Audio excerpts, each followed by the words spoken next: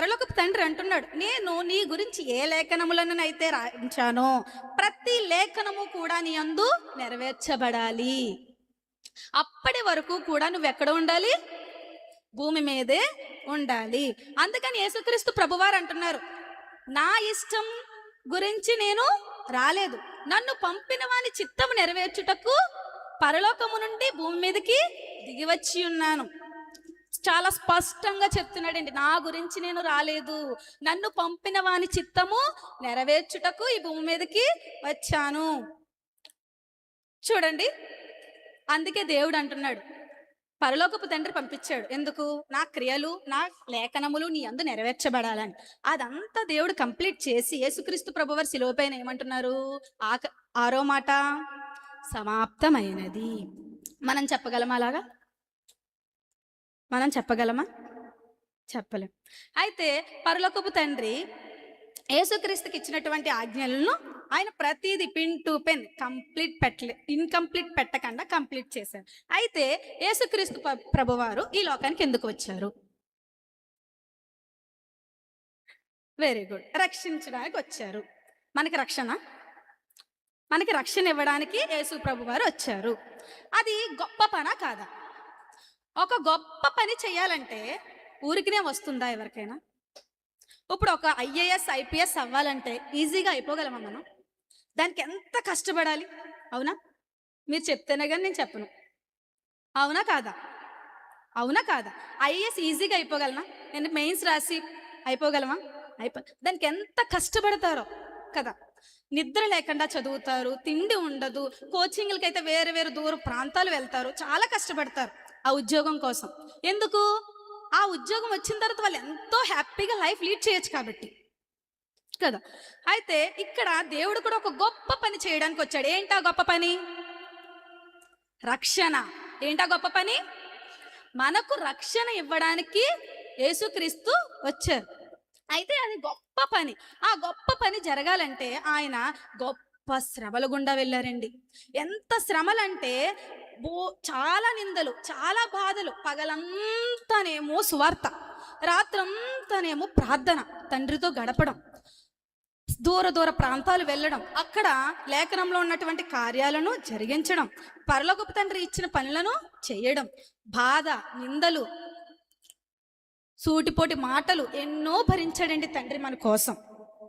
అయితే యేసుక్రీస్తు ప్రభువారు ఆయన చిత్తం మొత్తం నెరవేర్చేశారు. అవునా లేదా? యేసుక్రీస్తు ప్రభువారు మొత్తం నెరవేర్చేసి సమాప్తము అని చెప్పి పలికారు. చూడండి, ఫిలిప్పీలకు 2:21.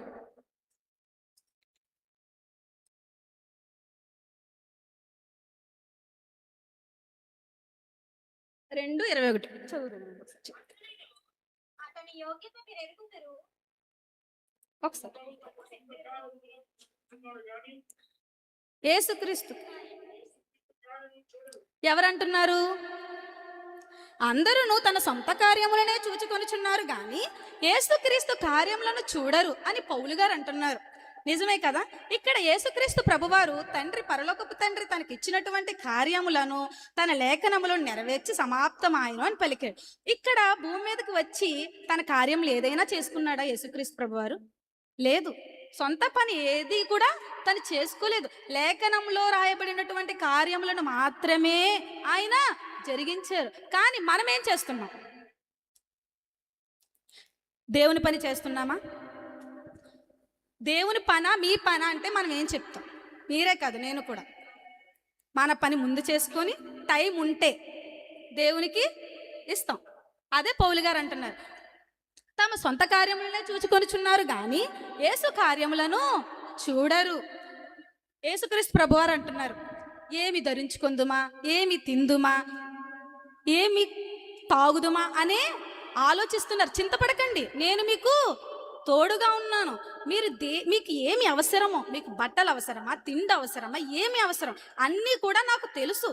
నేను మీకు ఇస్తాను. ఆకాశ పక్షులనే పోషిస్తున్నాను. ఆకాశ పక్షులు విత్తుతాయా, కోస్తాయా, కోటలో కూర్చుకుందువా? కానీ వాటిని దేవుడు ఏం చేస్తున్నాడు? పోషిస్తున్నాడు. I'm always with you, I'm always protects you, I'm ఎప్పటికీ కూడా ఆయన మనతోనే ఉంటాడు. కానీ ఆయన ఏమంటున్నాడు? ఆయన పని చెయ్యమంటున్నాడు. అవునా? చూడండి, చాలామంది డబ్బులు సంపాదిస్తారు, ఆస్తులు సంపాదిస్తారు, కానీ ఇంట్లో కూడా చాలామందికి చెప్పకుండానే, సొంత భార్యకు కూడా చెప్పకుండానే మరణిస్తారు. అప్పుడు ఆ మనీ ఏమవుతుంది? వ్యర్థమే కదా? అవునా కాదా? చాలామంది వడ్డీలకి ఇస్తారు, వడ్డీలకి ఇస్తారు కదా, ఇంట్లో కూడా తెలియకుండా ఇస్తారు. వాళ్ళు చనిపోతారు, అవి ఏమవుతాయి? వ్యర్థం. వ్యర్థమే కదా, పోయినట్టే. మళ్ళీ ఇస్తారా మనీ? ఇవ్వరు.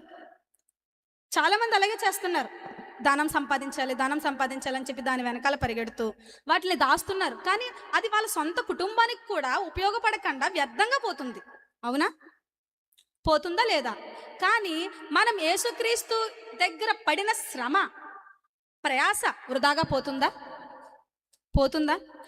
నేను పడిన శ్రమ అయితే వృధాగా పోలేదండి. ఇక్కడ చర్చిలో ఉన్న ప్రతి ఒక్కరు కూడా చేసిన చిన్న పనికి కూడా దేవుడు కార్యం చూపించే ఉంటాడు. నా జీవితమే కాదు, ప్రతి ఒక్కరి జీవితంలో కూడా దేవుడు కార్యాలు చేసే ఉంటాడు. అవునా కాదా? దేవుడి దగ్గర చేపడిన శ్రమ, ప్రయాస అనేది ఎప్పటికీ కూడా వృధాగా పోదు. కాబట్టి మనము కూడా యేసుక్రీస్తు ప్రభువారు పరలోకపు తండ్రికి చెప్పినట్లు సమాప్తమైనది. మనం కూడా అటువంటి మాట చెప్పగలిగే ధైర్యం మనకుందా? లేకపోతే ఇప్పటి నుంచైనా సరే ఆయన కార్యాలు చేద్దాం, ఆయన్ని మహిమపరుద్దాం. చేద్దామా లేదా? చేద్దామా లేదా? ఎందుకంటే మనకి ఎప్పుడు రాకడొస్తుందో మనకి తెలీదు. తెలియనప్పుడు ఇప్పుడే దేవుడు పిలిచాడు అనుకోండి, ఏం చెప్తాం? తండ్రి, నీ కార్యం నేను ఏది చేయలేదు, నిన్ను స్తుతించలేదు, నిన్ను మహిమపరచలేదు అని చెప్పగలమా? చెప్తామా? అదే మనం దేవుడి పని చేస్తున్నప్పుడు రాకడొస్తే మనకి ఎంత హ్యాపీనెస్ ఉంటుందండి.